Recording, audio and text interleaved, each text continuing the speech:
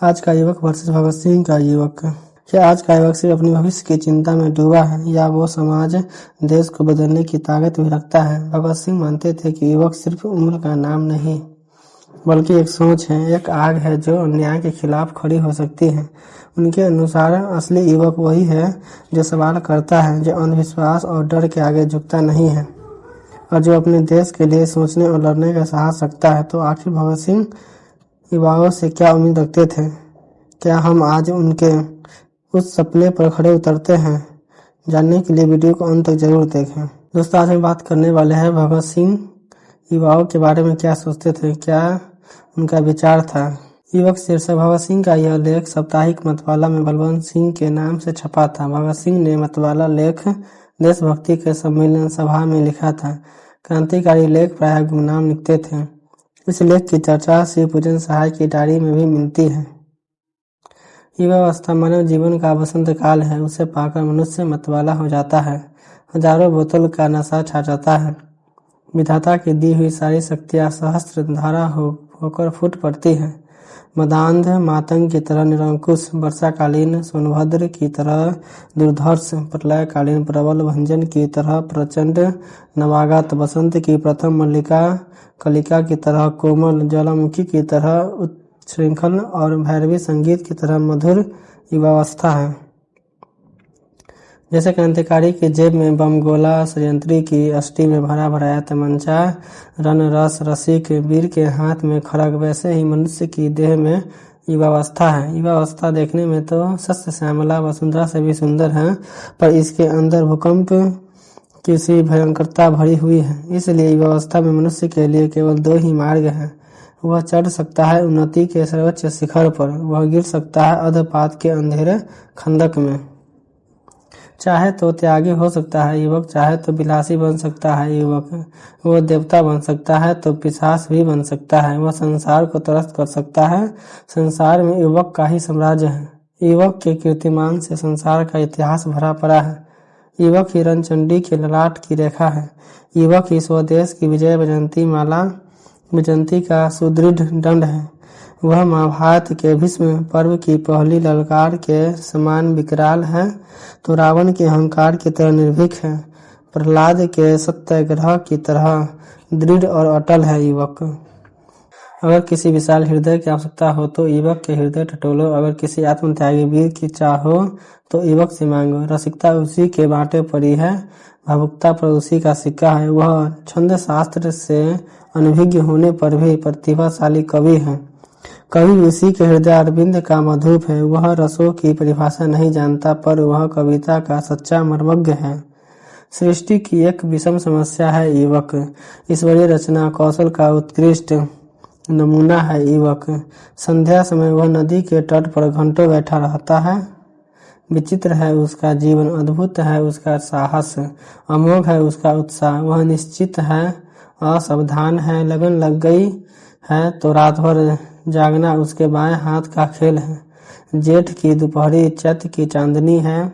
सावन भादों की झड़ी मंगल उत्सव की पुष्प वृष्टि है। शमशान की निस्बंधता उद्यान का विहंग कल कूजन है। वह इच्छा करे तो समाज और जाति को उद्भुत कर दे, देश की लाली रख ले तो राष्ट्र का मुख्य उज्जवल कर दे।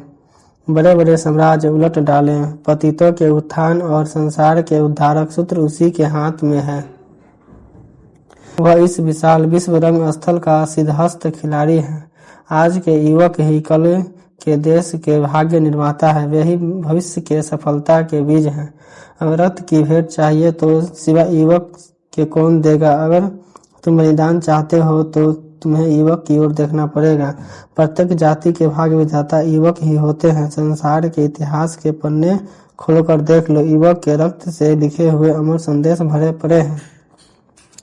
संसार की क्रांति और परिवर्तनों के वर्णन छांट डालो, उनमें केवल ऐसे युवक ही मिलेंगे जिन्हें बुद्धिमानों ने पागल छोकरे अथवा पथभ्रष्ट कहा है। सच्चा युवक तो बिना झिझक के मृत्यु का आलिंगन करता है, तोप के मुंह पर बैठकर भी मुस्कुराता ही रहता है, बेड़ियों की झनकार पर राष्ट्रीय गान गाता है और फांसी के तख्ते पर अट्ट साहस पूर्वक आरूढ़ हो जाता है। फांसी के दिन युवक का ही वजन बढ़ता है। जेल की चक्की पर युवक ही उद्बोधन मंत्र गाता है। काल कोठरी के अंधकार में धंसकर ही वह स्वदेश को अंधकार के बीच से उबारता है। अमेरिका के युवक दल के नेता पैट्रिक हेनरी ने अपने ओजस्वी वक्तृता में एक बार कहा था, जेल की दीवारों से बाहर की जिंदगी बड़ी महंगी है, पर जेल की काल कोठरी की जिंदगी और भी महंगी है, क्योंकि वहां यह स्वतंत्रता संग्राम के मूल रूप में चुकाई जाती है। अमेरिका के युवक विश्वास करते हैं कि जन्मसिद्ध अधिकार को पद दलित करने वाली सत्ता का विनाश करना मनुष्य का कर्तव्य है। ये भारतीय युवक, तू क्यों गफलत की नींद में पड़ा बेखबर सो रहा है? उठ, आंख खोल, देख प्राची दिशा का ललाट सिंदूर रंजित हो उठा। अब अधिक मत सो, सोना है तो अनंत निद्रा की गोद में जाकर सो।